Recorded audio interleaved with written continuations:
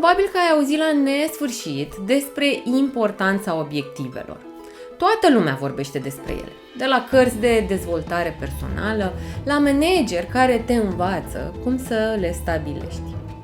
Dar, dacă obiectivele sunt atât de discutate, de ce cei mai mulți oameni nu reușesc să le atingă? Care este diferența între a stabili obiective și a le și realiza? Iată că în timp ce faci prototiparea, te afli în fața unui punct care este foarte posibil să îți dea bătăi de cap. După stabilirea obiectivului, adică planul pe care l-ai conturat deja, urmează crearea planului de acțiune clar și realist, astfel încât să-ți transformi visurile profesionale în realitate. Fiecare dintre noi și-a setat cel puțin o dată obiective ambițioase, să-și schimbe cariera, să învețe o abilitate nouă, să câștige mai mulți bani. Totuși, de ce ajungem de cele mai multe ori să abandonăm aceste obiective? Când stabilim un obiectiv, intrăm într-o fază de idealizare, dar de cele mai multe ori nu ajungem să punem în aplicare pașii concreți, necesari pentru a ajunge acolo. Pentru că îți setezi obiective mari, dar nu ai o direcție concretă de acțiune. Obiectivele nu sunt suficiente, este nevoie de mai mult de atât pentru a ajunge acolo, de pași mici și concreți, dar și de o revizuire a planului atunci când observi că pașii pe care i-ai făcut nu te duc mai aproape de obiectivul tău. Ceea ce nu se aduce în discuție foarte mult este ceea ce trebuie să faci zilnic pentru a ajunge la acele obiective. Privim în jur, admirăm oameni care reușesc, suntem conștienți că putem și noi și totuși nu facem un lucru esențial. De câte ori ai mers către persoana respectivă să întrebi, dar tu cum faci? Cum ai reușit să parcurgi aceste etape, să depășești obstacolele? Să spui, uite, eu am aceste obstacole, tu le-ai avut vreodată? Mulți oameni vorbesc despre obiective mari, dar puțin vorbesc despre acele acțiuni zilnice care fac diferența dintre succes și stagnare. Deci nu este suficient să setezi un obiectiv general, ci este important să creezi pași mici și concreți de acțiune, pe care să-i urmezi pas cu pas și mai ales să ții sub observare impactul pe care aceste acțiuni îl au în direcția obiectivului la care vrei să ajungi tu.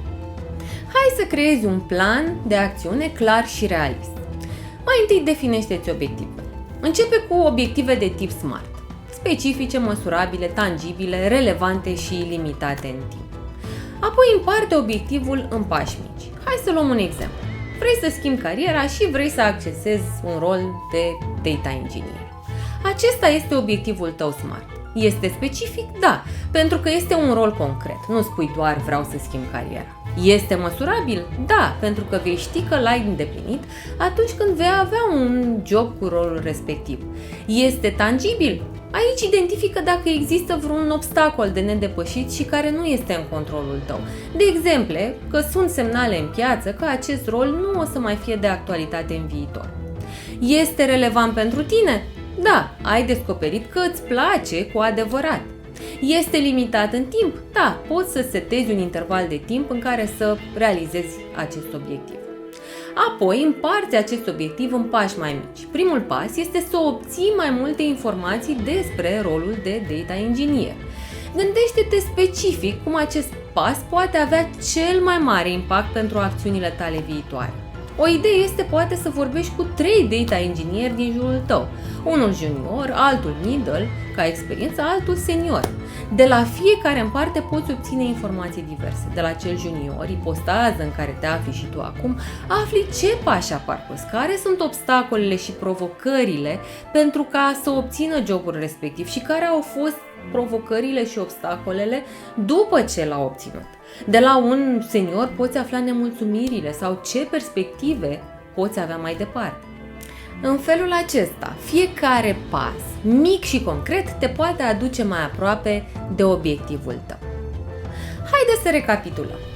Măsoară progresul, inspectând impactul pe care îl are fiecare pas în a te aduce mai aproape de obiectiv. După 2-3 luni, revizuiește-ți progresul și verifică dacă ești mai aproape de obiectivul tău, verifică ce a mers bine și ce trebuie îmbunătățit. Și ajustează-ți planul și mergi mai departe.